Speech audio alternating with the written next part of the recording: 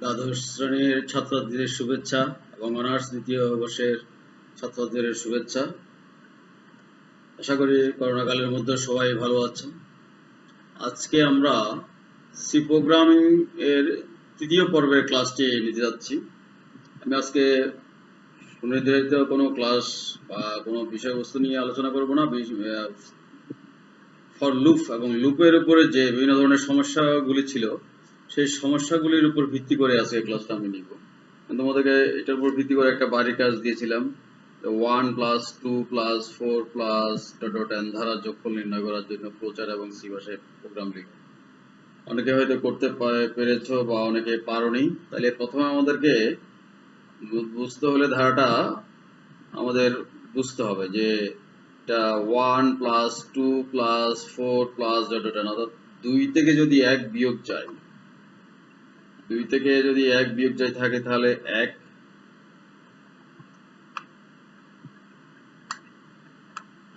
আর 4 থেকে যদি 2 বিয়োগ যায়, 4 থেকে যদি 2 বিয়োগ যায় তাহলে থাকে 2। তাহলে একটাতে সাধারণ অন্তর হচ্ছে 1 আর একটাতে অন্তর হচ্ছে 2। তাহলে এটা একটা সাধারণ অন্তরের ধারণা, এটা সমান্তর ধারণা। তাহলে আমরা যদি এভাবে ভাগ করি যে 2/1, অর্থাৎ আমরা যদি এই যে 2 ভাগ যদি 1 লিখি তাহলে কত পাচ্ছি? পাচ্ছি 2। আবার যদি আমি 4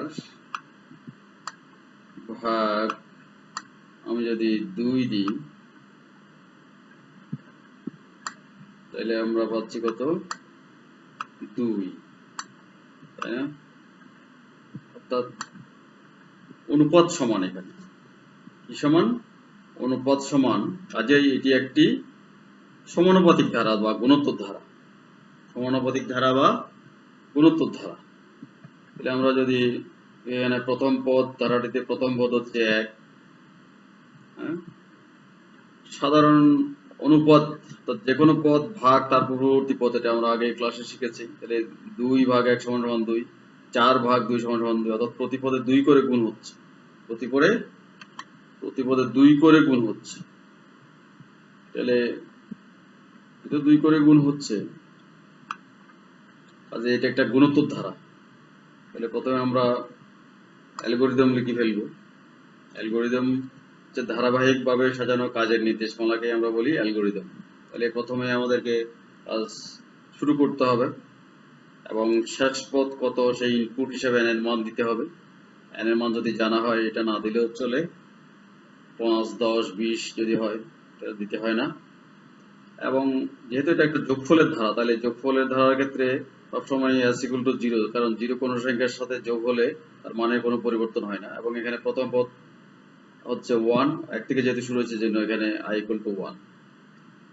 এবং যেহেতু এটা যোগফলের দ্বারা তাহলে s = s + i। প্রতি পদের বৃদ্ধি হচ্ছে i = i × 2, প্রতি পদে 2 করে গুণ হচ্ছে। আমাদের হচ্ছে এখানে 2 করে গুণ হচ্ছে, প্রতি পদে 2 দ্বিগুণ, অর্থাৎ 1 এর দ্বিগুণ 2, 2 এর দ্বিগুণ 4, 4 এর দ্বিগুণ 8, এভাবে চলতেছে। তাহলে প্রতি পদে 2 করে বৃদ্ধি গুণ হচ্ছে।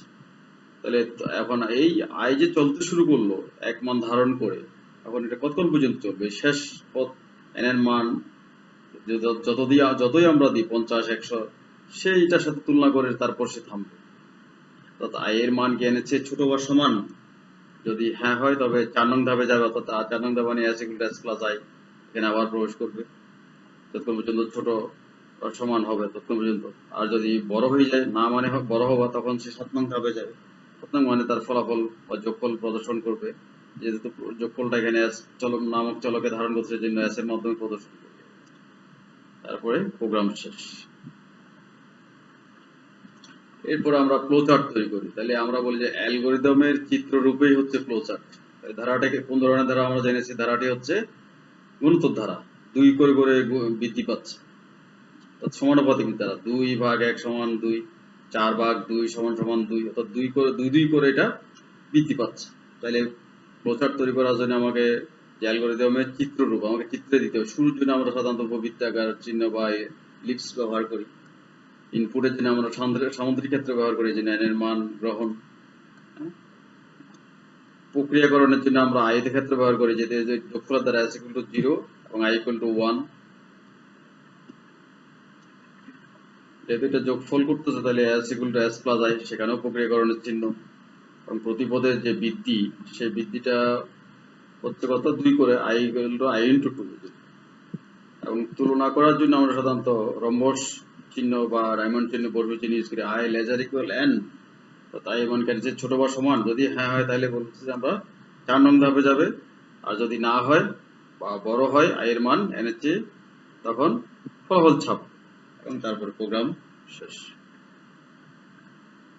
আমরা যদি একটু গাণিতিক ক্যালকুলেশন করে দেখি তাহলে আমরা আরেকটু বিষয়টা আরেকটু ক্লিয়ার হবে। যেমন আমি ধরলাম যে n ইকুয়াল টু 4, 4 পর্যন্ত ধরলাম, তাহলে আমার শুরুতে যে ইয়াটা সেটা হচ্ছে কি s ইকুয়াল টু 0, n এর মান গ্রহণ করলো 4 এখানে, হ্যাঁ,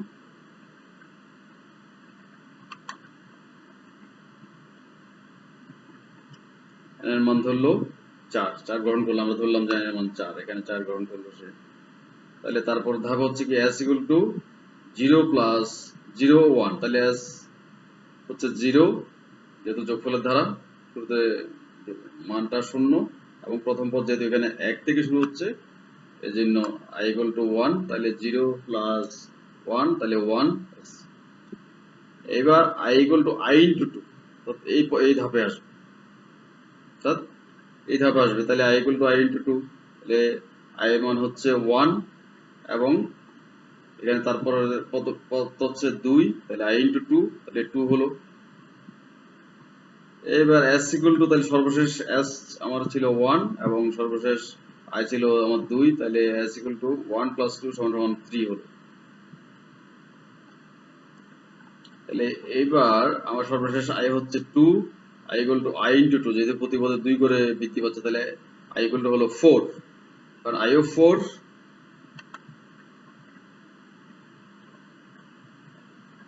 আমাদের হচ্ছে এখানে আমার i ও 4 আবার n ও 4, তাহলে সমান হয়ে গেল। সমান যদি হয় তাও হয়ে যাবে 4 নং ধাপে যাবে। আমরা বলছি 4 নং ধাপ মানে আবার s এর মানে পড়বে s equal to s plus i, তাহলে সর্বশেষ আমার s হচ্ছে 3 এবং i হচ্ছে 4, তাহলে আমার s যোগফল হলো 7, যোগফল হলো আমার 7। এখন এখন i এর মান কত হচ্ছে, যে সর্বশেষ i ছিল আমার 4, কেন 4, তার সাথে 2 যদি গুণ হয় তাহলে 8, তাহলে আমার i এর মান বড় হয়ে গেল। বড় যেহেতু হয়ে গেল, তো আমার 8 হয়ে গেছে। তার থেকে বড় 8 বড় হয়ে গেল, n এর থেকে বড় হয়ে গেল। n ছিল 4 আর আমার i হয়ে গেল 8, তাহলে i যেহেতু 8 হয়ে গেল, তাহলে অর্থাৎ এটা i এর মান কেন এর চেয়ে ছোট বা সমান না, এখন বড় হয়ে গেল, তাহলে না, তাহলে s এর মান প্রদর্শন করবে। তাহলে যোগফল কত, সেই যোগফলটা ছাপে দেবে। সর্বশেষ s এর মান ছিল আমার 7, সেই যোগফলটা এখানে প্রদর্শন করবে, তারপর প্রোগ্রাম শেষ। তাহলে এইভাবে হলো ফ্লোচার্ট। এবার আমরা এটাকে সি ভাষায় প্রোগ্রাম লিখতে শুরু করি। তো যেহেতু এটা ধারা, তার জন্য আমরা লুপ ইউজ করবো, for loop, while loop, do while loop, যে কোনো একটা ইউজ করলে হয়। আর ফর লুপ ইউজ করে শুরুতে থাকে ফর লুপের আমরা একটু মনে করি, শুরুতে থাকে কাউন্টার ডিক্লারেশন, মানে কত ডিক্লেয়ার করবো সেটা, যেগুলো আমরা 0 ধরেছিলাম যোগফলের ধারার ক্ষেত্রে, সেইটা ফর, পরে এটা কত থেকে শুরু হচ্ছে, 1 থেকে শুরু হচ্ছে না 10 থেকে শুরু হচ্ছে, সেটা কন্ডিশন, মানে আইটা চলতে শুরু করলো, এটা কতবার আবর্তিত হবে, 50 বার, 100 বার, n সঙ্গে যদি n হয় তাহলে অজানা মান, তাহলে n, এবং ধারাটা কি বৃদ্ধি পাচ্ছে না হ্রাস পাচ্ছে, ইনক্রিমেন্ট হচ্ছে না ইনক্রিমেন্ট না ডিক্রিমেন্ট, সেটা আমাকে বলতে হয়। কোনটা i কত করে, i ইনটু 2 না i প্লাস 1, i মাইনাস 1, তারপরে আমার থাকে স্টেটমেন্ট বা প্রক্রিয়াকরণ। এভাবে করে আমরা ফর লুপের গঠনটা আমাকে মনে রাখতে হবে, তো প্রক্রিয়াকরণের কাজের জন্য। তাহলে আমাদের ধারার যোগফল ছিল, ধারাটা ছিল 1 প্লাস 2 প্লাস 4 প্লাস 10 ধারা, তাহলে আমার ধারাটা ছিল একটি গুণোত্তর ধারা এবং প্রতি পদে 2 করে গুণ হচ্ছে। তাহলে শুরুতে আমরা তাহলে ধারাটিতে প্রথম পদ 1, সাধারণ অনুপাত, যে কোনো পদ ভাগ তার পরবর্তী পদ অর্থাৎ 2 করে, এটা আমরা আবার ডিসপ্লে করলাম। এবং শুরুতেই আমরা সি প্রোগ্রামিং শুরুতে আমরা হ্যাশ ইনক্লুড std.h অর্থাৎ লিংক সেকশন আমরা ইউজ করলাম। আমরা এখানে ডকুমেন্টেশন সেকশন ইউজ করলাম না, যে স্ল্যাশ স্টার দিয়ে calculate the some of the series star slash দিয়ে ক্লোজ, এটা অপরিহার্য অংশ জন্য আমরা ইউজ করলাম না। লিংক সেকশন অপরিহার্য জন্য আমরা এটা ইউজ করলাম। std.h এই হেডার ফাইলে বিভিন্ন রকমের ফাংশন প্রোটোটাইপ যেমন প্রিন্টএফ, স্ক্যানএফ এগুলি ধারণ করে, সেজন্য এটা অবশ্যই ব্যবহার করতে হয়, নাহলে আমি ইনপুট দিতে পারবো না, আউটপুটও দেখতে পারবো না। হ্যাশ ইনক্লুড conio.h, conio ফাইলে get ch, clear skin এগুলি থাকে, এটা ইউজ করলেও হয়, না করলেও সমস্যা নেই। আধুনিক বর্তমান প্রেক্ষাপটে যে ড্যাশ সি প্লাস প্লাস, পোলেন সি প্লাস প্লাস এতে না ইউজ করলে, ইউজ না করলেও হয়। এরপরে হলো আমার main function section. Main function ব্যবহার করার পর আমার দ্বিতীয় বন্ধনী দিতে হবে। দ্বিতীয় বন্ধনীর পর আমাকে চলক গুলো দিতে হবে ins, এবং শুরুতে যে আমরা এখানে লিখলাম int int, হ্যাঁ, এই ইন্ট বা ইন্টিজার থেকে int লেখা হয়। এটা যেহেতু আমাদের যে মানগুলি দিব আমরা সেগুলি হচ্ছে পূর্ণ সংখ্যা, এখানে যে মানগুলি দিব সেগুলো হচ্ছে 1 2 4 ভগ্নাংশ না, পূর্ণ সংখ্যা যেন আমরা ইন্টিজার, তাদের যেটা বলা হয় ডাটা টাইপ বলা হয়, এটি ইউজ করলাম।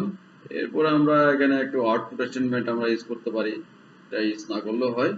printf ইনভার্ট কমার ভিতরে enter the value of n, invert comma close, first bracket close আর সেমিকোলন, অর্থাৎ এই যে লেখাটা enter the value of n, এই লেখাটা যদি আমরা দিই, যদি এটা আউটপুট স্টেটমেন্ট printf-টা আমার এটা ইউজ করলে এই লেখাটা মনিটরের পর্দায় ডিসপ্লে হবে যখন আমি রান করাবো তখন, ইনভার্ট কমার ভিতরে। অর্থাৎ printf-এর আমরা স্ট্রিং গঠনটা ইউজ করছি, এখানে শুধুমাত্র লেখাটা প্রদর্শন করবে, এবং এখানে মূলত মানটা ইনপুট নিবে এই scanf ফাংশনের মাধ্যমে, অর্থাৎ এটা একটা formatted input statement. scanf first bracket invert কমার ভিতরে কি থাকবে, ফরম্যাট স্পেসিফায়ার, যেহেতু আমরা এখানে পূর্ণ সংখ্যা ডিক্লেয়ার করছি সেজন্য এখানে আমরা পার্সেন্ট দিয়ে এই পূর্ণ ফরম্যাট স্পেসিফায়ার সম্পর্কে আমরা পূর্বে একটি চার্ট দিয়েছিলাম, তোমরা যদি দেখে থাকো তাহলে সেটা একটু পরিষ্কার হবে। ইনভার্ট কমা ক্লোজ দিতে হবে, তারপর কমা দিতে হবে, এরপরে আমার থাকবে এম্পারসন দিয়ে ভেরিয়েবল নেম, তো কার কাছ থেকে মানটা নিবে, n এর কাছ থেকে মান নেবে, n এর মান আমি দিব 50 10 20 যা দিই। এরপরে আমার s equal to 0, অর্থাৎ এটা হচ্ছে কি, যে ফর লুপের যে গঠন ছিল আমার সেই কাউন্টার ডিক্লারেশন, যেহেতু এটা যোগফলের দ্বারা এজন্য s equal to 0, কারণ 0 কোনো সংখ্যার সাথে যোগ হলে তার মানের কোনো পরিবর্তন হয় না। এরপরে আমরা ফর i equal to 1, অর্থাৎ এখানে যেহেতু প্রথম পদ 1 এর জন্য i equal to 1 initialisation, i lesser equal to n, n মান আমরা জানি না, সেটা 50 10 20 একটা দিতে হবে, তাদের থেকে সসীম সংখ্যক একটা মান দিতে হয়, যেহেতু আমার এটা অজানা মান সেজন্য আমরা এখানে n ইউজ করলাম। এবং এরপরে i equal to i into 2, অর্থাৎ প্রতি পদে 2 করে এখানে গুণ হচ্ছে, প্রতি পদে 2 করে যেহেতু গুণ হচ্ছে যে i ইনটু 2। এরপরে আমার থাকে, এটা আমরা আবার আমি আবার একটু আমাদের ফর লুপের গঠনের সাথে মিলিয়ে নিলাম, initialisation i lesser equal to n, এটা হলো condition, i equal to i into 2, তাহলে এটা হলো ইনক্রিমেন্ট, এবং এরপরে আমার থাকে statement s equal to s plus i, প্রতিটা যেহেতু যোগফল হচ্ছে, যোগ করা হচ্ছে জন্য প্লাস i। এরপর আমার output statement printf first bracket invert কমার ভিতরে sum of the series equal %d, এটাকে আমরা বলি string format specifier, string format specifier, অর্থাৎ আমরা এই যে sum of the series %d পর্যন্ত লিখলাম, এটাকে আমরা বলি স্ট্রিং ফরম্যাট স্পেসিফায়ার। এই লেখা দেখা যাবে এবং এই ফরম্যাট স্পেসিফায়ার এখানে থাকার কারণে যে মানটা 50 20 100 1000 1 কোটি সেটা দেখা যাবে। ইনভার্ট কমা ক্লোজ করতে হবে, তারপরে কমা দিতে হবে। এরপর আমরা এখানে ভেরিয়েবল নেম, এই যে ভেরিয়েবল নেমটা ইউজ করলাম, আমি আবার একটু বললাম যে প্রিন্টএফ এর ঘটনা কোন ধরনের, তো এখানে ভেরিয়েবল নেম ইউজ করতে হয়। এখানে s কেন ইউজ করলাম, এইখানে যেহেতু s আছে আমার প্রক্রিয়াকরণ হচ্ছে s নামক চলকে এই মানটা ধারণ করবে, বড় s জন্য এখানে s। এরপর আমার get ch, তাতে একটি অক্ষর চাপ দিলে না বা চাপ দাও, তারপরে শেষ। তাহলে এভাবে করে যদি আমরা n এর মান যে কোনো একটা মান দিই, আমরা যদি n এর মান 50 দিই তাহলে আমরা 63 দেখতে পাবো। তাহলে এটা সঠিক আছে কিনা আমরা একটু প্রোগ্রামিং ইন্টারফেসে গিয়ে দেখি। বললাম dash C plus plus programming, তাহলে প্রোগ্রামটা আমি এখানে লিখে রাখছি, যে প্রোগ্রামটা লেখার পর আমাদের কি করতে হয়, এক্সিকিউটে গিয়ে কম্পাইল করতে হবে, যদি কোনো ভুল থাকে সেগুলো সেখানে দেখা হবে, তারপর সেগুলো শুদ্ধ করে তারপর ঠিক করা যাবে, ঠিক করার পরে তারপরে রান করলে ফলাফল দেখাবে। এবার আমরা রান করতে পারবো। তাহলে n এর মান যদি আমি 50 দিই, তাহলে আমি 63, যে আমরা একটু আগে লিখলাম 63, সেটা দেখতে পাচ্ছি। অথবা n এর মান যদি আমি 4 দিই, তাহলে কত আসে? 7 দেখাচ্ছে আমার এখন।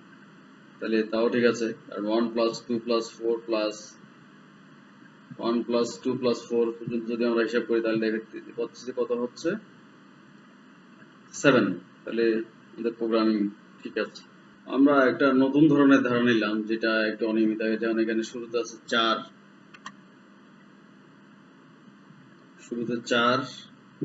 তারপরে আছে 9, তারপরে আছে 27, তারপর আছে 81। তাহলে 9 থেকে যদি 4 বাদ দিই, তাহলে থাকে 5, আর 9 ভাগ 4, তাহলে ভগ্নাংশ থাকে। আর 27 ভাগ 9 = 3, 81 ভাগ 27 = 3। তাহলে আমরা যদি এই 4 কে আলাদা করে 9 থেকে শুরু করে ধারাটা ধরি, তাহলে একটা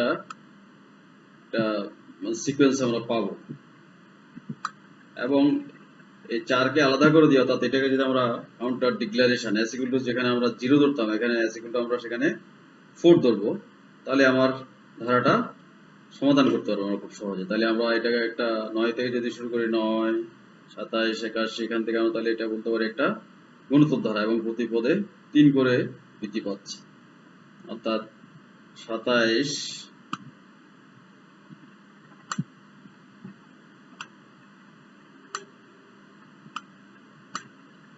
ভাগ যদি আমরা 9 দিই, তাহলে পাচ্ছি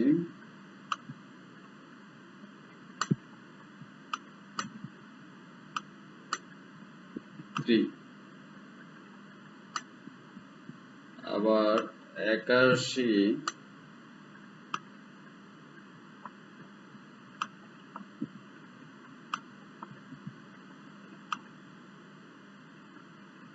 ভাগ যদি আমরা 27 দিই, তাহলে পাচ্ছি আমরা 3। তাহলে আমরা বলতে পারি এটা একটা সমানুপাতিক ধারা।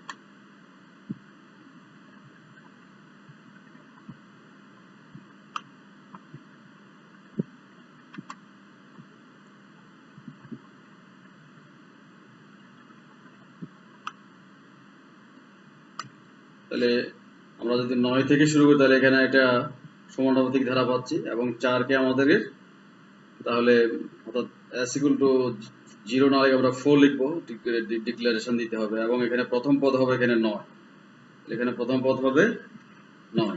তাহলে আমরা যদি প্রথম পদ 9 হয়, তাহলে সাধারণ অনুপাত আমার যে কোনো পদ ভাগ তার পরবর্তী, তাহলে 27 ভাগ 9, তাহলে 3 করে বৃদ্ধি পাচ্ছে প্রতি পদে। তাহলে আমরা এবার অ্যালগরিদমটা লিখে ফেলি।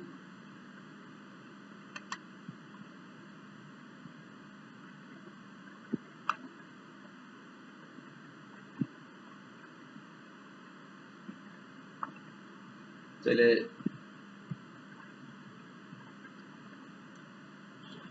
অ্যালগরিদমের আমাদের প্রোগ্রাম শুরু করা একটা মহৎ কাজ। ইনপুট হিসেবে n এর মান গ্রহণ, শেষ পদ কত আমরা জানি না। s = 4, কারণ এখানে আমরা বলছি কাউন্টার ডিক্লারেশন, যে 4টা বাদ দিয়ে তারপর এখান থেকে আমাদের এর জন্য প্রথম পদ i = এখানে 9 হচ্ছে।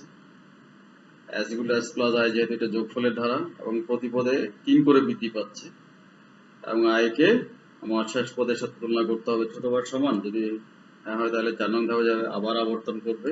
আর যদি না হয় বা বড় হয়ে যায়, তাহলে 7 নং ধাপে চলে আসবে, এবং তারপরে ফলাফল ছাপবে সে s এর মাধ্যমে, বা এখানে যে ফলাফলটা নিচ্ছে সেটা s এর মাধ্যমে নেওয়া হচ্ছে, সেই s এর মাধ্যমে ফলাফলটা ছাপবে, এবং তারপর প্রোগ্রাম শেষ। এইভাবে আমরা অ্যালগরিদমকে যখন চিত্ররূপ দিই, তখন সেটা হবে ফ্লোচার্ট।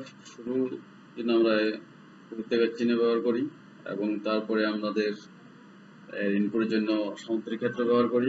n এর মান গ্রহণ হলো, এবং s = 4, যেহেতু আমরা বলছি কাউন্টার ডিক্লারেশন এই 4, এটার সাথে খাপ খাচ্ছে না বা অনিয়মিত আকারের একটা ধারা, যেন 4 কে আমরা আলাদা করে দিয়ে বাকিটাকে যদি একটা ফর্মে ফেলে দিলাম, বা এটা একটা সমানুপাতিক ধারা হচ্ছে, তাহলে যেন ইকুয়াল টু 4 ধরে নিলাম, এবং প্রথম পদ এখানে যেহেতু এখানে দ্বিতীয় পদ এখানে, কিন্তু এটা আমরা এখান থেকে শুরু করলাম ধারাটা, যেহেতু এখান থেকে একটা সিকোয়েন্স আছে, জন্য i equal two 9 s equal to s plus i কত করে বৃদ্ধি পাচ্ছে, i equal to i into 3, প্রতি পদে 3 করে বৃদ্ধি পাচ্ছে। i মান কেন ছোট বড় সমান যদি হয় তাহলে না, আর ফলাফল এর মাধ্যমে প্রদর্শন, প্রোগ্রাম শেষ। ঠিক আছে, কিভাবে আমরা যদি একটু চেক করে দেখি, জানি কিন্তু আমি 27 দিলাম, অর্থাৎ n এর মান গ্রহণ হলো।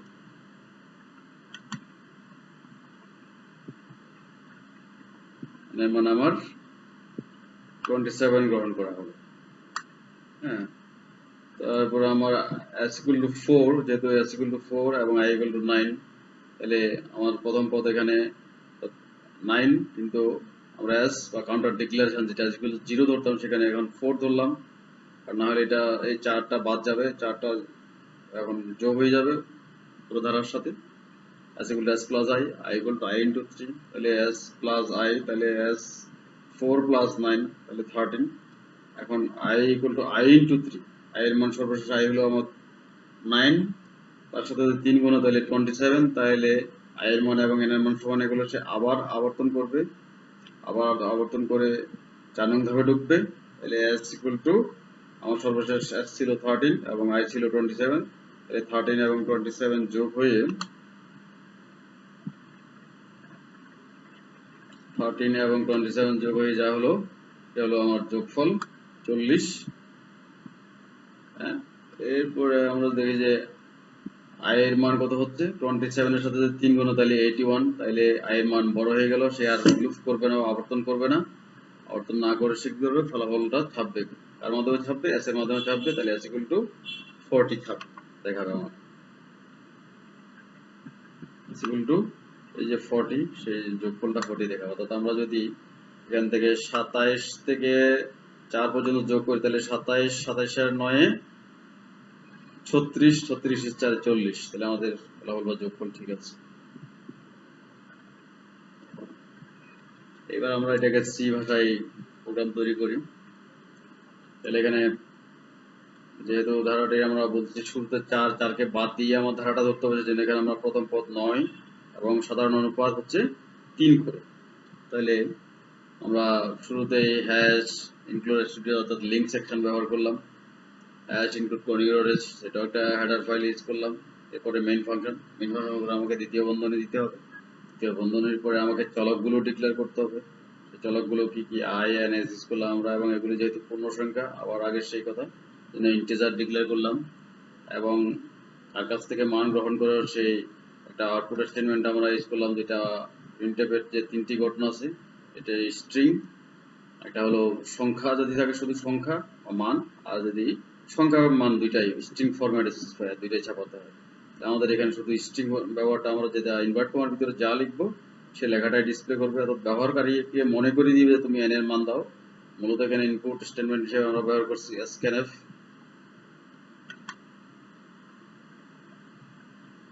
scanf হচ্ছে ফরম্যাটেড ইনপুট স্টেটমেন্ট। scanf এর পরে থাকে ফার্স্ট ব্র্যাকেট থাকে, তারপরে ইনভার্ট কমার ভিতরে ফরম্যাট স্পেসিফায়ার, এটা আমরা এখানে ডি ইউজ করলাম। কেন ডি ইউজ করলাম, যেহেতু আমরা এখানে ইন্টিজার ডিক্লেয়ার করছি, এজন্য এখানে ডি। পূর্ণ সংখ্যা হলে আমরা % ডি টেস্ট করি, তারপরে এম্পারসেন্ট দিয়ে কার কাছ থেকে মান নাও, n এর কাছ থেকে মান নাও, n এর মান কত, 50, 100, 1000, 1 কোটি, সেটা মান দিতে হবে, ফাইনাইট মান দিতে হবে।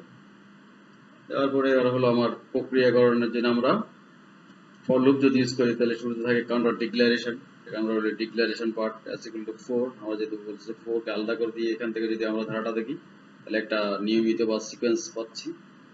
এরপরে ফর i equal to 9, অর্থাৎ আমরা এখানে ধারা এটা শুরু হচ্ছে এখানে 9 থেকে, এবং 4 আমরা যেহেতু শুরুতে দিয়ে ফেলছি, যে ডিক্লারেশন মানটা i lesser equal to n, এর মান কত সেটা আমরা দিলে মানটা লুপটা ততটুকু পর্যন্ত আবর্তিত হবে। i equal to i into 3, যেহেতু এখানে প্রতি পদে 3 করে বৃদ্ধি পাচ্ছে, যেহেতু আমাদের শুরুতে আমরা যদি ফর লুপের সাথে মিলিয়ে দিই, তাহলে এটাকে আমরা ইনিশিয়ালাইজেশন কন্ডিশন, এটা হলো ইনক্রিমেন্ট, প্রতি পদে 3 করে গুণ হচ্ছে বৃদ্ধি পাচ্ছে, s equal to s plus i statement. এরপরে আমার আউটপুট স্টেটমেন্ট প্রিন্টএফ, আমরা এখানে স্ট্রিং ফরম্যাটে ইউজ করলাম, অর্থাৎ এই যে লেখাটা লিখলাম এটা মনিটর পর্দায় ডিসপ্লে হবে, দেখা যাবে, এবং সাথে এখানে যে ফরম্যাট ডিসপ্লে আছে যে মানটাও দেখা যাবে, এবং সেটা কোন চলকে নিচ্ছে এস, এখানেও এস, এখানেও আমরা এই যে চলকে এস ইউজ করলাম সেই চলকে মানটা ধারণ করবে। এরপর আমরা গেট ক্যারেক্টার, অর্থাৎ যে কোনো একটা ক্যারেক্টার নাও, মনিটর পর্দায় কোনো ফলাফল স্টে করানোর জন্য সাধারণত এটা ব্যবহার করা হয়, কিন্তু টাইপ সি প্লাস প্লাস এটা লাগে না, কোড ব্লকে লাগে না। হ্যাঁ, তারপর আমরা এটাকে দ্বিতীয় বন্ধনী ক্লোজ করে দিলাম। তারপর আমরা n এর মান যে কোনো একটা মান দিলে ফলাফল পাবো, যেন আমি n equal যদি 27 দিই তাহলে 40 আমাকে দেখাবে। যেমন আমি এখান থেকে যদি হিসাব করি যে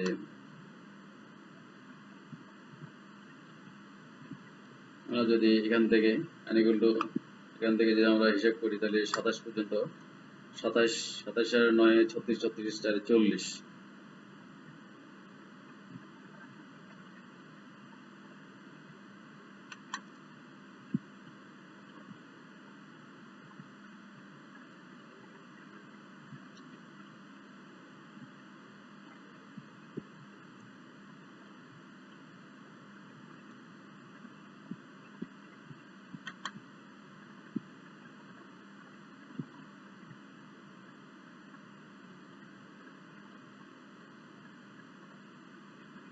তাহলে এখন আমরা এটাকে যদি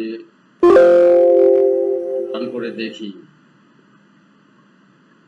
তাহলে আমরা প্রোগ্রামিং কোডটা আমরা এখানে লিখলাম, এটাকে যদি রান করি তাহলে অর্থাৎ এক্সিকিউট জন্য প্রথমে করতে হবে, কম্পাইলেশন শেষ হয়ে গেল। এবার আমরা এটাকে যদি রান করি, আমরা যদি n এর মান 27 দিই তাহলে আমার কত আসছে 40, অর্থাৎ আমাদের তাহলে প্রোগ্রাম ঠিক আছে।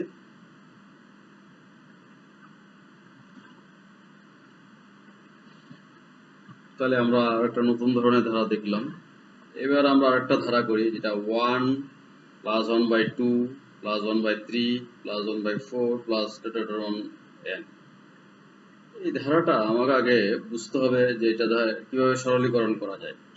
কারণ আমি 1 এর নিচে যদি আমি একটা 1 দিই তাহলে 1/1 মানে 1, অর্থাৎ এটার মানের পরিবর্তিত, অর্থাৎ এই ধারাটাকে আমরা এইভাবে লিখতে পারি।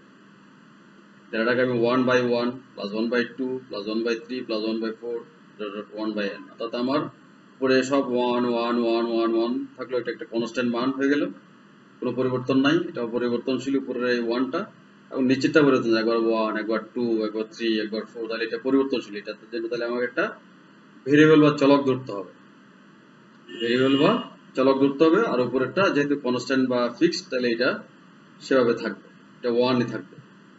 তাহলে অর্থাৎ আমার যোগফলের ক্ষেত্রে এটা 1 প্লাস নিচেরটা আমরা একটা ধরে নেব i, এবং এই নিচের এই মানটাও কত করে বৃদ্ধি পাচ্ছে, গুণ হচ্ছে না কি হচ্ছে সেটা আমরা বের করি। যেমন এখানে আমরা যদি 2 থেকে 1 বিয়োগ করি তাহলে 1, 3 থেকে 2 বিয়োগ করি 1, 4 থেকে 3 বিয়োগ করি তাহলে এটা একটা সাধারণ সমান্তর ধারা, সাধারণ অন্তর হচ্ছে এখানে 1 করে। প্রথম পদ 1, তাহলে যে কোনো পদ ভাগ তার উপর তাহলে 1 1 করে বৃদ্ধি পাচ্ছে। তাহলে এবার আমরা অ্যালগরিদম লিখে ফেলি। তাহলে অ্যালগরিদম কিভাবে আমার যে প্রোগ্রাম শুরু, ইনপুট হিসেবে n এর মান গ্রহণ হলো, যেহেতু এটা যোগফলের দ্বারা, এটা শুরুতে প্রথম থেকেই আমরা এটাকে ধারার একটা সিকোয়েন্সে ফেলতে পারছি, যেদিন s equal to 0, অর্থাৎ s এর মান যেহেতু যোগফলের দ্বারা কাউন্টার ডিক্লারেশন যে মানটা সেটা 0, যে কোনো সংখ্যার সাথে যোগ হলে তার মানে কোনো করতে হয়, এবং প্রথম পদ এখানে i equal to হচ্ছে এখানে 1, কারণ আমরা এটাকে যে এই 1টা কোথায় পেলাম, এই যে এখানে, যে 1 এখানের যে 1টা, এই 1টাকে আমরা 1/1 লিখলাম, কারণ লেখাতে এখানে 1, তাহলে এই জন্য প্রথম পদ 1। তাহলে আমার s equal to s plus, আমরা আগের ধারাগুলো লিখলাম s প্লাস i, এখন আমরা লিখছি s প্লাস 1, তো 1 উপরে আমার ফিক্সড, এখানে 1 এখানে 1 এখানে 1 এখানে 1 এখানে 1, তাহলে 1 ফিক্সড, 1/i নিচেরটা পরিবর্তনশীল, এই যে এখানে একবার 1 একবার 2 একবার 3 একবার 4, এটা চলতেছে ভেরিয়েবল, পরিবর্তনশীল, এটা পরিবর্তন হচ্ছে, যেন নিচে i, তো একটা ফিক্স যেহেতু জন্য 1, 2 হলে 2 লিখতাম, আর নিচেরটা যেহেতু পরিবর্তন সেজন্য i 1 2 3 4 এত বিভিন্ন মান পরিবর্তন হচ্ছে। তাহলে প্রতি পদে কত করে বৃদ্ধি পাচ্ছে, i equal to i plus 1, এক এক করে বৃদ্ধি পাচ্ছে। তাহলে ঠিক আগের মতো i এর মানের সাথে তুলনা করতে হবে, হ্যাঁ হলে 4 নং ধাপে, না হলে 7 নং ধাপে যাবে। ফলাফল s এর মাধ্যমে প্রদর্শন হবে। এরপর প্রোগ্রাম শেষ করে দিলাম আমরা। একইভাবে এটার ফ্লো চার্টও ঠিক সেভাবে আমরা করে ফেলতে পারবো। এগুলিকে অ্যালগরিদমকে যখন আমরা চিত্রের রূপ দিই তখন সেটা হয়ে যাবে ফ্লো চার্ট। তাহলে এগুলিকে আমরা চিত্রের মধ্যে রূপ দিয়ে দিই একইভাবে আগের মতো, যে শুরুর জন্য আমরা প্রবৃত্তাকার চিহ্ন, তারপরে এর মান গ্রহণের জন্য আমরা এখানে ইনপুটের জন্য আমরা সামুদ্রিক ক্ষেত্র ব্যবহার করছি, প্রক্রিয়াকরণের জন্য আমরা আয়তক্ষেত্র ব্যবহার করছি। কেন আয়তক্ষেত্র ব্যবহার করা হয়েছে, পদে কত করে বৃদ্ধি পাচ্ছে এক এক করে। আয়ের মান তুলনা করার জন্য সাধারণত আমরা রম্বস চিহ্ন বা বর্গ চিহ্ন ব্যবহার করি। হ্যাঁ হলে 4 নং ধাপে যাবে, না হলে নিচে দেওয়া 7 নং ধাপে চলে আসবে এবং প্রোগ্রাম শেষ। যদি আমরা একটু হিসাব করে দেখি, তাহলে আমি একটু ডানে হিসাব করে আমি দেখিয়েছি যে n এগুলো যদি আমি 3 ধরি তাহলে কি অবস্থা হচ্ছে। তাহলে আমরা n এর মান পেলাম, n এর মান গ্রহণ হলো, n এর মান আমরা এখানে n এর মান গ্রহণ হলো, n এর মান আমরা ধরলাম এখানে 3 পর্যন্ত আমরা হিসাব করে দেখব। তারপরে s equal to 0 i equal to 1, তারপরে s equal to 0 i equal to, তারপর ধাপে কি s equal s plus 1 by i। তাহলে s এর মান হচ্ছে 0, 1 তোমার ফিক্সড এখানে 1, i এর মান আমার কত 1, এই 1 সেই 1টা আমরা এখানে দিয়ে দিলাম। তাহলে 1 plus 1 1। এরপরে আমার i এর মান এক এক করে বৃদ্ধি পাচ্ছে, i equal to 2 হলো। তাহলে আমার n এর মান হচ্ছে 3, তাহলে i এর মান হচ্ছে 2। তাহলে i এর মান এখনো চেয়ে ছোট, তাহলে সে আবার লুপ করবে, 4 নং ধাপে যাবে। 4 নং ধাপে গিয়ে আবার সে মানটা ফলাফলটা হবে কি আগের s এর মান 1, তো s প্লাস 1 বাই 1, আর i এর মান হচ্ছে এখানে 2, এই জন্য 2 এখানে দেওয়া হলো। তাহলে এখান থেকে মান যোগ হয়ে 1.5 হলো। এরপরে i এর মান এখন কত হচ্ছে, সর্বশেষ i ছিল 2, তার সাথে 1 যোগ হলো 3, তাহলে এক যোগ হয়ে 3 হলো। তাহলে i এর মান এবং n এর মান সমান হয়ে গেল। তাহলে সমান হলেও সে আবার 4 নং ধাপে যাবে। আবার 4 নং ধাপে গেলে সে আবার যোগফল, আগে যোগফল s এর মান কত ছিল 1.5 এবং তার সাথে 1 বাই s এর মান 1 বাই হচ্ছে 1.5 আর 1 বাই i, 1 ভাগ i এর মান হচ্ছে 3, যোগ হয়ে 1.833 হলো। তাহলে i এর মান এখন কত হচ্ছে 3 এর সাথে 1 যোগ হলো 4, তাহলে i এর মান বড় হয়ে গেল। তাহলে সে আর লুপ পরিবর্তন করবে না, 4 নং ধাপে যাবে না, সে ফলাফল ছাপে দিবে। সর্বশেষ যে মানটা ছিল সেই এর মানটা ছেপে দিবে, অর্থাৎ সর্বশেষ এই এতটুকু যে s এর মানটা বের হয়েছিল সেই মানটা সে ছেপে দিবে, কারণ i এর মান এখানে বড় হয়ে গেছে, কার থেকে n এর থেকে বড় হয়ে গেল। n ছিল আমার 3 আর i হয়ে গেল 4, যেহেতু বড় হয়ে গেছে তাহলে সে ফলাফল ছাপবে।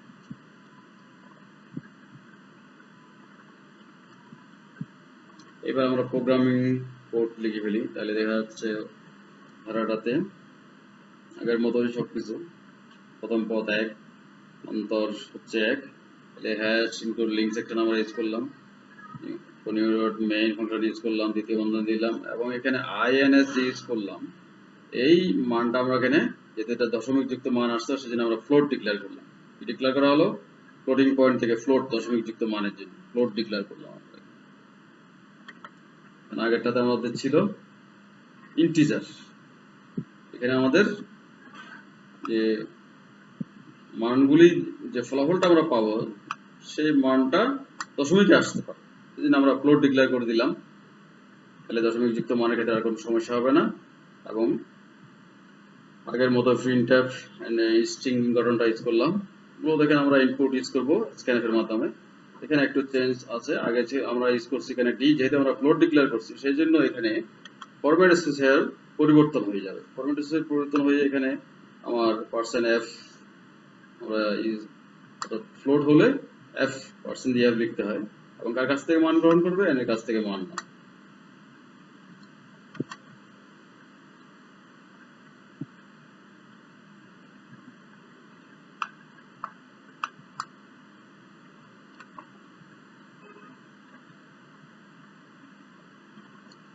এরপরে কন্ট্রা ডিক্লারেশন এস এর মান 0 ডিক্লেয়ার করা হলো ফর i ইকুয়াল টু, এখানে যেহেতু 1 থেকে শুরু হয়েছে প্রথম পদ 1, i lesser equal to n, i এর মান কত দিবে এবং প্রতি পদে বৃদ্ধি, এটা একটা সমান্তর ধারা, এই জন্য 1 করে বৃদ্ধি পাইছে। আমরা ফর লুপের সাথে আবার একটু মিলিয়ে দিলাম। শুরু থেকে আমরা বলি ইনিশিয়ালাইজেশন, এরপরে থাকে কন্ডিশন, এরপরে হলো ইনক্রিমেন্ট অথবা ডিক্রিমেন্ট। যেহেতু এখানে প্রতি পদে 1 করে বৃদ্ধি পাচ্ছে, জন্য ইনক্রিমেন্ট হচ্ছে s equal to s plus 1 by i, অর্থাৎ s equal to s plus 1 by i, অর্থাৎ এখানে 1 টা ফিক্সড, উপরে 1 টা ফিক্সড, 1 1 1 আর নিচেরটা পরিবর্তন হয় 1 2 3 4 পরিবর্তনের জন্য s প্লাস 1 বাই i। আমরা যেটা অ্যালগরিদম তৈরি করার সময় বলেছিলাম, তারপরে আমার আউটপুট স্টেটমেন্ট আমরা প্রিন্টএফ ইউজ করলাম আগের মতই গেটসি, তারপরে দ্বিতীয় বন্ধনী ক্লোজ করতে হয়। এরপর যদি আমরা n এর মান দিই, তাহলে n এর মান আমার 1.3 দিলে 1.833 আসবে। আমরা এটা ঠিক আছে কিনা একটু দেখি ইউজ তো। তাহলে প্রোগ্রামিং কোডটা আমরা লিখলাম, লেখার পরে আমরা যদি এবার রান করি, প্রথম আমরা এক্সিকিউট করতে হবে। এক্সিকিউটের জন্য কম্পাইল ক্লোজ করে এবার আমরা আবার এক্সিকিউটিভে রান করাবো। n এর মান যদি আমি 3 দিই, তাহলে এন্টার দিই, তাহলে কত 1.833 আমাকে দেখাচ্ছে। তাহলে আমাদের প্রোগ্রাম ঠিক আছে।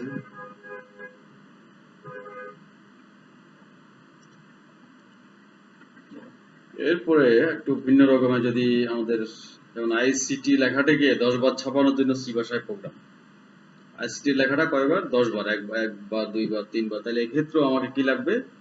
লুপ লাগবে।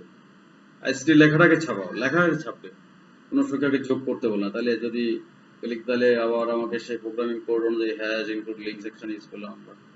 মেইন ফাংশন আমি এখানে কোন ডট ইউজ করলাম না, প্রয়োজন নাই।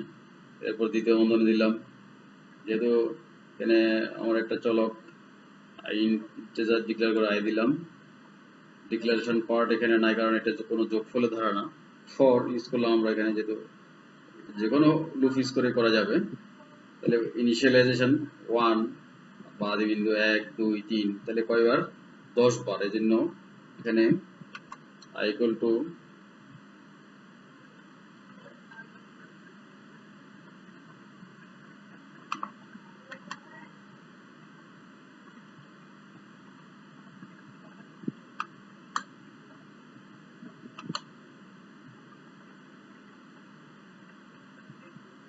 যেমন আমরা এখানে i ইকুয়াল টু আমরা এখানে 10 ইউজ করলাম।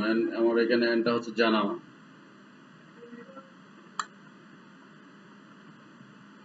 হ্যাঁ এখানে 10 বার, যে 10 বার বলা হয়েছে আমাকে।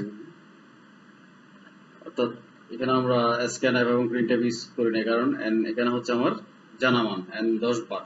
তাহলে অর্থাৎ কন্ডিশনটা কতবার লুপ হবে? 10 বার লুপ হবে, একবার 2 বার 3 বার এভাবে করে যাবে সে।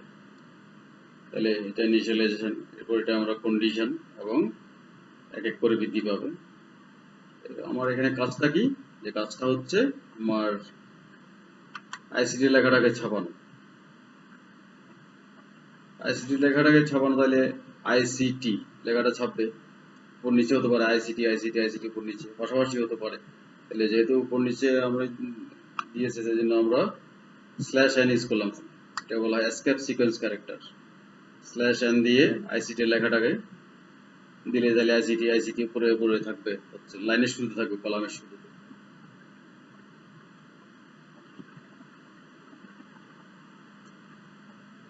এরপর আমরা দ্বিতীয় বন্ধনী দিয়ে দিলাম ক্লোজ।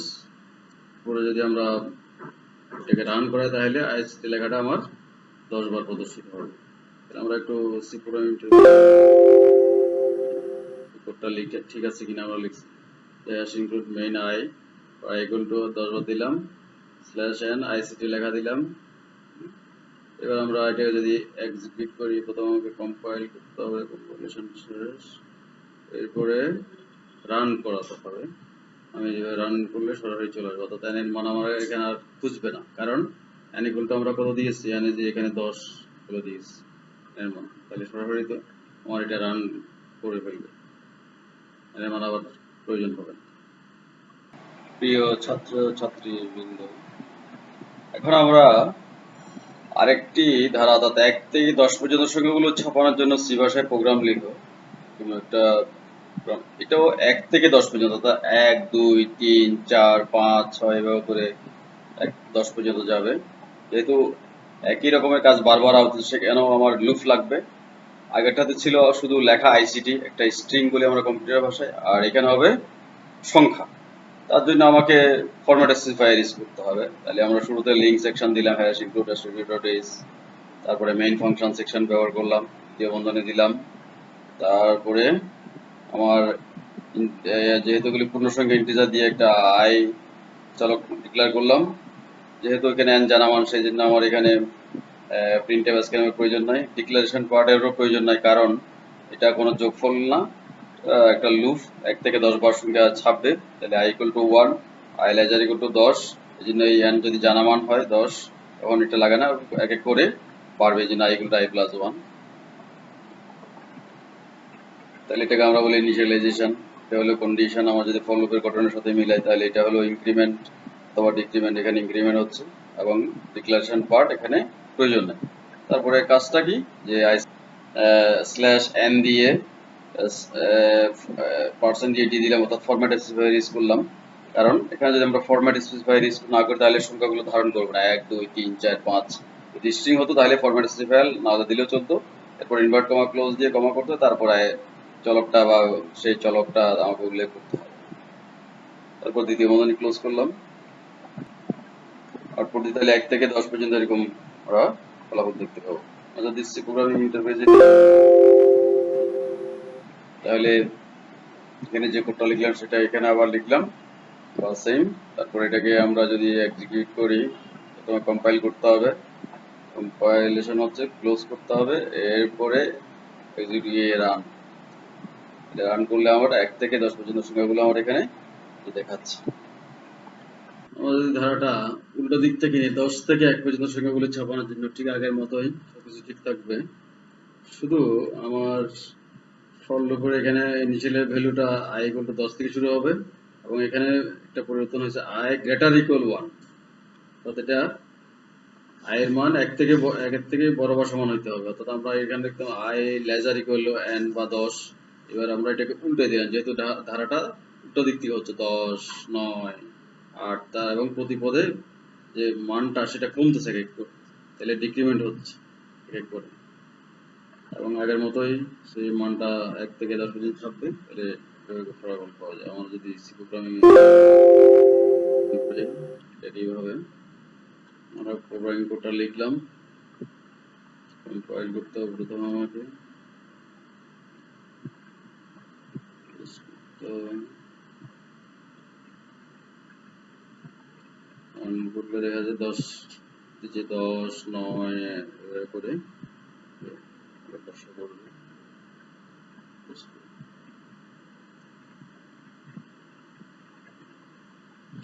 আমরা আরেকটা লুপের আর কতগুলি স্টেটমেন্ট যে ছিল, গো টু স্টেটমেন্টের গঠনটা আমরা দেখি। প্রথমে থাকে লেভেল নেম, থাকে লেভেল নেমের পরে স্টেটমেন্ট বা সেই বর্ণনাটা দিতে হবে, কি কাজ করতে চাই, কি করতে চাচ্ছি, একাধিক স্টেটমেন্ট হতে পারে।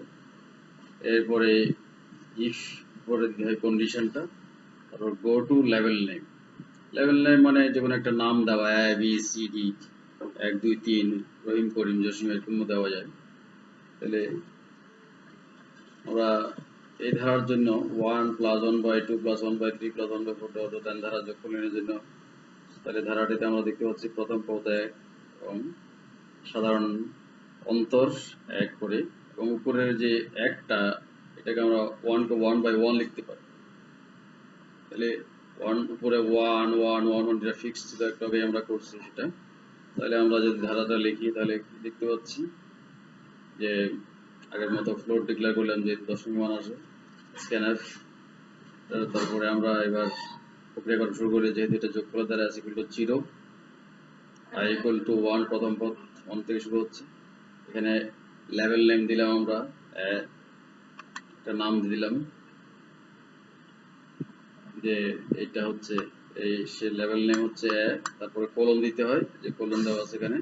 তারপরে statement s equal to s plus 1/i, অর্থাৎ s plus 1 এখানে যেহেতু ফিক্সড করে সব প্রত্যেকটার উপরে 1 1, এর নিচেও আমরা একটা 1 লিখতে পারি ইচ্ছে করলে, এখানে একটা 1 দিতে পারি 1 বাই 1, তাহলে 1 1 1, এখানে 1, আর নিচেটা হচ্ছে 1 2 3 4 এভাবে এক এক করে হচ্ছে, জন্য এটা পরিবর্তনশীল, এটা i দেওয়া হলো। তাহলে এটা হচ্ছে, এরপরে আমাদের i equal to i plus 1 প্রতি পদে কত করে বৃদ্ধি পাচ্ছে, এখানে এক এক করে বৃদ্ধি পাচ্ছে। if আমরা if এর পরে শর্ত i লেজার ইকুইভ্যালেন্ট কন্ডিশন, এরপরে যে শর্ত go to level name, go to a, এরপরে সেমিকোলন, অর্থাৎ এই যেখানে আমরা a নাম দিলাম, এখানেও সেই লেভেল নেম, অর্থাৎ go to লেভেল নেম এটা, আর এটা হলো আমার কন্ডিশন। if এরপরে ভিতরে থাকে কন্ডিশন, এই কন্ডিশন।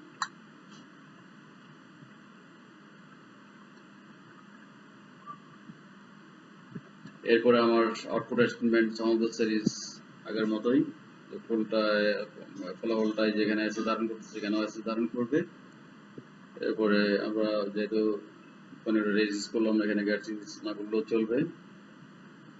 এরপর আমরা যদি n এর মান যে কোনো একটা মান দিই, তাহলে ফলাফল আমাকে দেখাবে। আমরা যদি সি প্রোগ্রামিং ইন্টারফেস যেটা দেখি, তাহলে ওপেন করি একটা সি ক্লোজ ইন্টারভেল, তাহলে আমরা সেই কোডটা লিখে ফেললাম। এখানে সেই গো টু স্টেটমেন্টটা আমরা ব্যবহার করেছি। এবার এক্সিকিউট দিয়ে কম্পাইল করি, কম্পাইলেশন ক্লোজ করে দিই, আমার এটাকে রান করে n এর যদি মান দিই, যে কোনো একটা মান 3 দিলাম, এন্টার দিই, আমার 1.8 দিতে, আমাদের ফলাফল ঠিক আছে।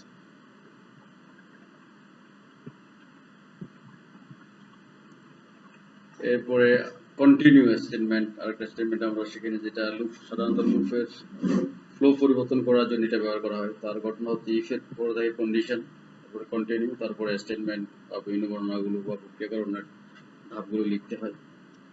তাহলে আমরা যেমন 1 থেকে 10 পর্যন্ত সংখ্যাগুলোর মধ্যে যে কোনো একটি সংখ্যা বাদ দিয়েছি, প্রোগ্রাম যে কোনো একটি সংখ্যা, যে কোনো সংখ্যাকে আমরা, যেমন ধরলাম যে 5 কে বাদ দিয়ে ছাপাবো, হ্যাশ সিঙ্গুলার সিঙ্গুলার আগের মতোই মেইন দিলাম, বন্ধনী দিলাম input, for i equal to 1, 1 থেকে শুরু হলো, i লেজার ইকুয়াল টু 1 থেকে 10 পর্যন্ত সংখ্যাগুলো i equal to i plus 1 এক এক করে বাড়বে।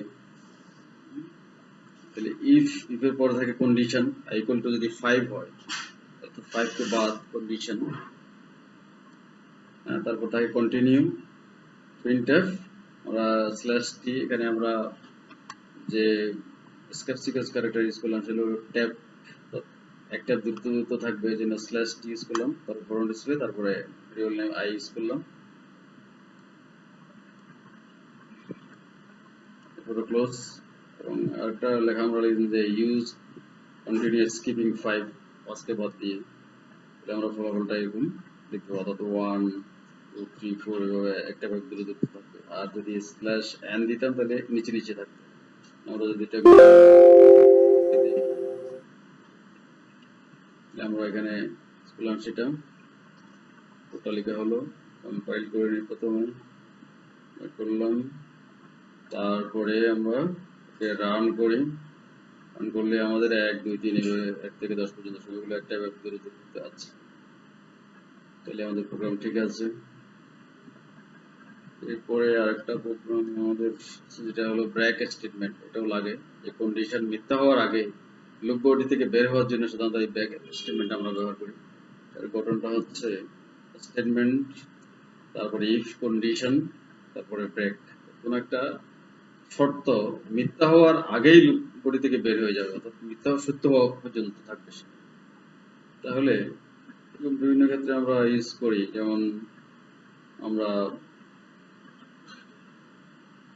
একটা সংখ্যা নিলাম, ভেরিয়েবল নিলাম x, 1 থেকে 10 পর্যন্ত, এবং এক এক করে বৃদ্ধি পাবে।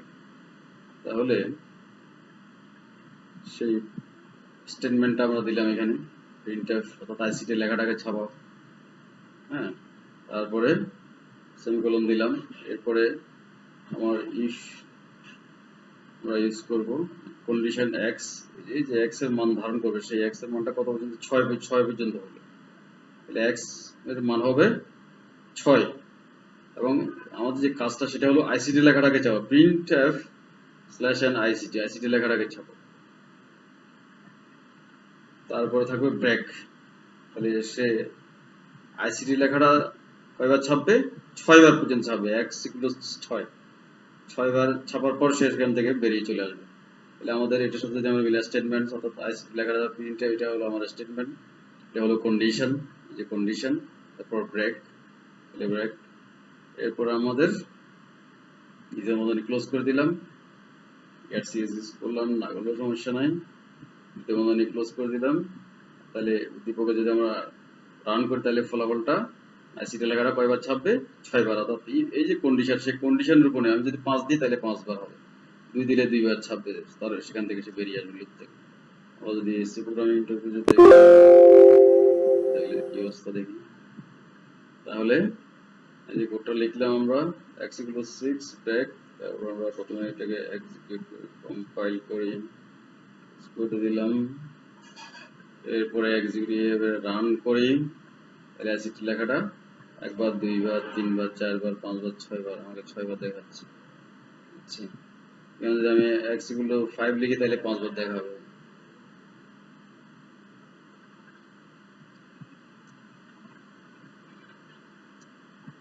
তাহলে তোমাদের একটা বাড়ির কাজ দিলাম, 1 plus 1 by 2 square plus 1 by 3 square plus 1 by n square দ্বারা যোগফল নির্ণয়ের জন্য প্রসেসর এবং সি ভাষায় প্রোগ্রাম। আশা করি আজকের ক্লাসটা সবার সহজেই অনুমেয় হয়েছে বা বুঝতে পেরেছো। সবাইকে ধন্যবাদ।